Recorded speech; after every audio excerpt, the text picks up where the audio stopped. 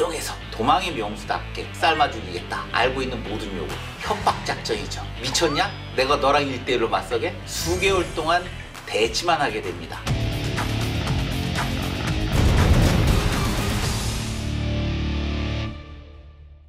유방과 항우의 끈질긴 자존심 대결이 펼쳐진 광무산 전투 이야기입니다. 이 광무산 전투 그러니까 엄청나게 싸움을 벌였던 걸로 생각하신 분이 계실지 모르겠지만 전투라기보다 광무산을 사이에 두고 그야말로 입으로 한 전투.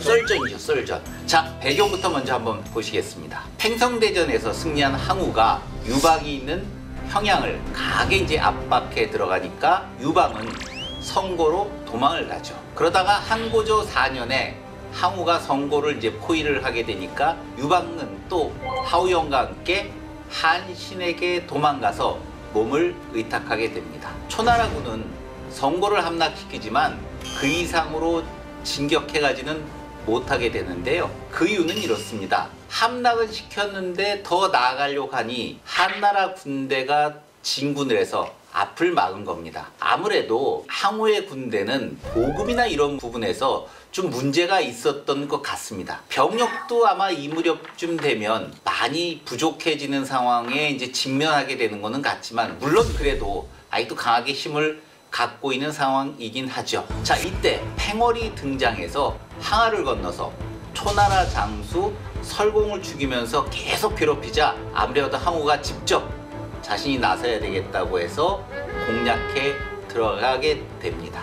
그러면 유방은 당시 뭘 하고 있었을까요? 유방은 이 틈을 이용해서 내가 성고를 다시 먹어야지 해서 성고를 탈환하고 광무에 주둔하면서 강을 통해서 오창의 곡식을 손에 넣어가지고 군량 문제나 보급 문제를 해결하게 되죠. 팽월을 폐주시킨 다음에 항우가 돌아와서 역시 광무에 이제 진을 치고 한나라군하고 대처를 하게 되는데 양쪽 다 어디도 우세한 전기를 잡지를 못하게 되고 수개월 동안 대치만 하게 됩니다. 상태가 길어지면 길어질수록 점점 불리해지는 건 항우였죠. 왜냐하면 팽월이 계속 뒤에서 유격전을 벌리는 한편 항우는 아무래도 보급이 차단돼서 굉장히 어려움을 겪게 되었습니다. 자, 이 위기에 몰린 항우가 타개책을 마련해야 되겠다. 머리를 나름대로 굴립니다. 그래서 등장한 것이 이른바 협박작전이죠. 자, 항우는 유방이 보이는 높은 곳에다가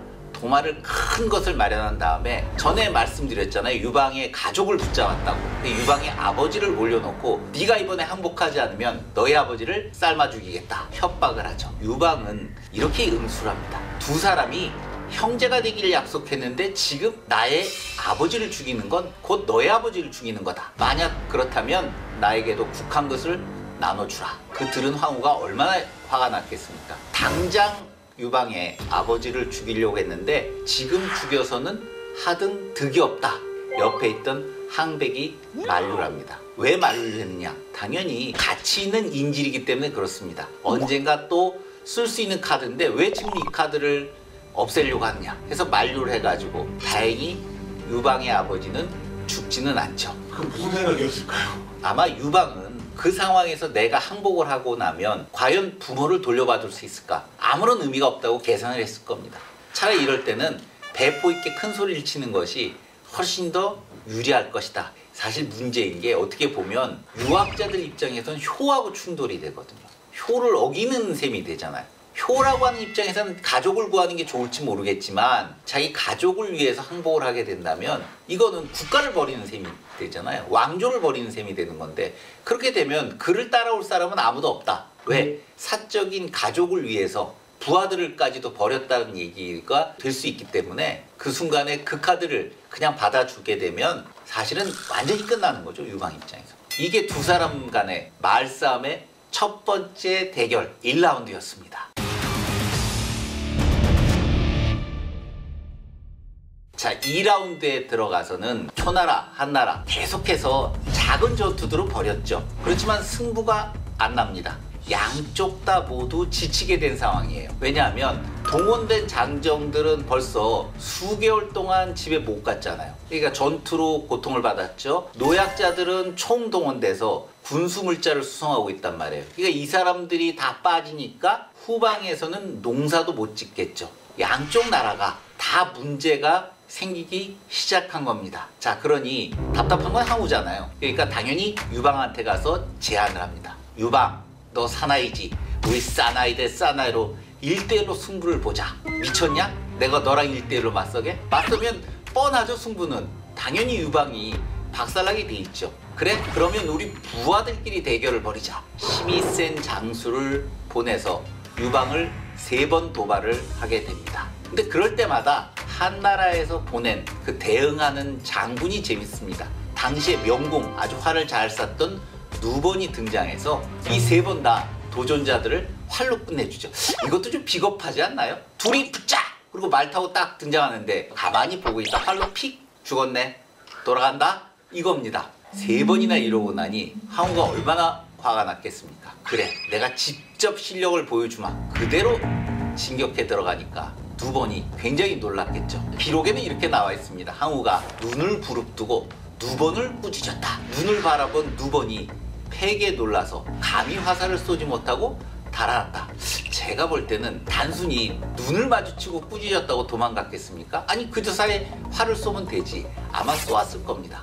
못 맞췄겠죠. 왜? 항우가 그만큼 빨랐잖아요. 탄 말이 좋아요. 요즘 얘기하면 페라리입니다. 확 달리니 활을 쏴도 안 맞죠. 또 쏴도 아마 튕겨내거나 뭐 이랬을 겁니다. 방패로 막던지. 그리고 겉으로 다가오니 누번이 달아났겠죠. 자, 이렇게 해서 2라운드 대결. 이건 어떻게 보면 무승부라고 볼 수가 있을 것 같습니다. 자, 이래서 둘이 광무산 골짜기를 사이에 두고 서로 간에 대화를 시작합니다. 3라운드죠.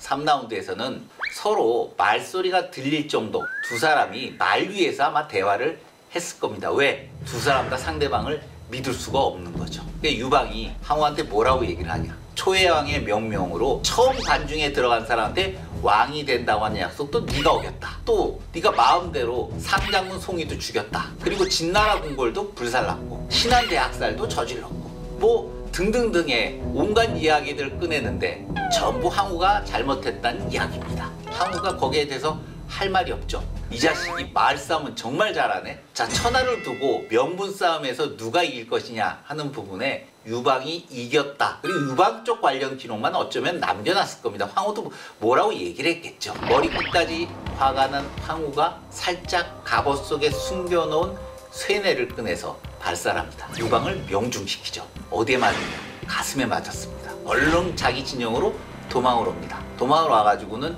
이야기를 하죠. 저 자식이 내 발가락을 맞췄다. 그 앞에 많은 사람들이 봤을 거 아니에요. 근데 못 본 사람들도 당연히 있을 겁니다. 뒤쪽에는 안 보였겠죠. 만약에 가슴에 상처를 맞았다. 야, 이거 그대로 다 알려지면 큰일 나죠. 그러니까 발가락을 맞췄다. 저 자식이 날 죽이려고 쐈지만 봐라, 하늘은 항우를 도와주지 않는다. 그럼 왜 항우는 이런 짓까지 하느냐? 항우 입장에서는 지금 절박한 겁니다.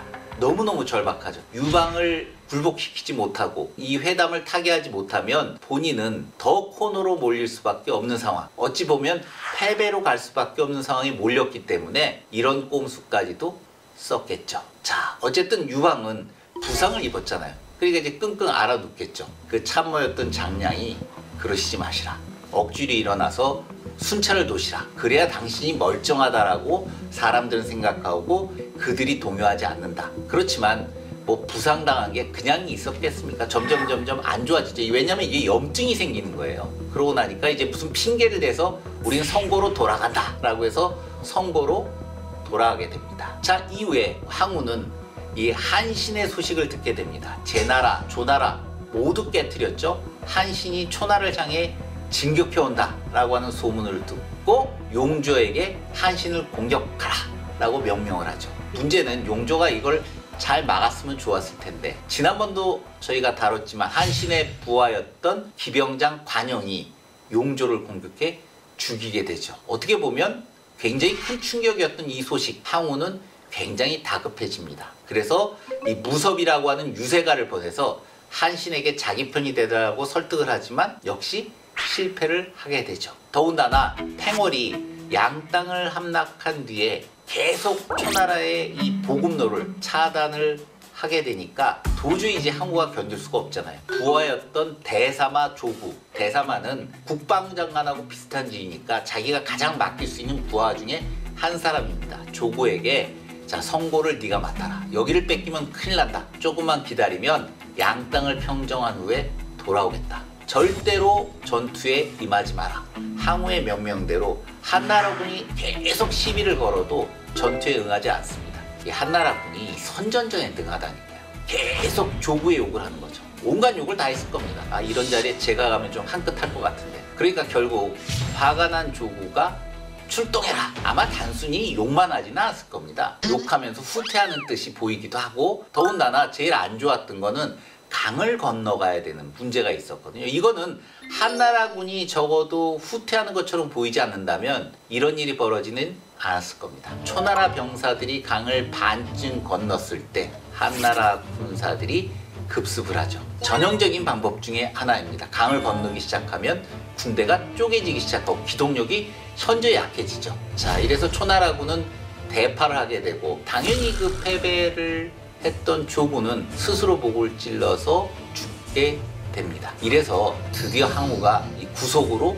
몰리기 시작한 거죠. 항우는 이거 굉장히 충격을 받았을 겁니다. 군대를 돌려서 평양성으로 진격해 들어가죠. 여기를 그래도 그나마 차지해야 우리가 좀 안전할 거다. 결국 이렇게 위기에 몰린 항우, 안 되겠다. 이럴 때는 유화책을 쓰는 게 최고야. 유방에게 사신을 보여서 제안을 합니다. 우리 서로 딜을 하자고. 어떤 딜인데, 홍구를 경계로 해서 천하를 반으로 나누자. 유방이 그래?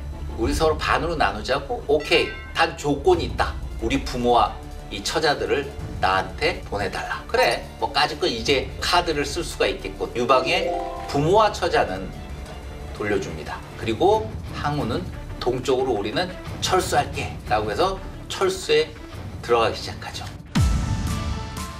광묘사에서 벌인 휴전 협정이죠. 피바람이 불게 되는데 드디어 항우는 이걸로 인해서 사실 어떻게 보면 내리막길로 확실하게 접어들었던 것이 바로 해화 전투 이야기입니다.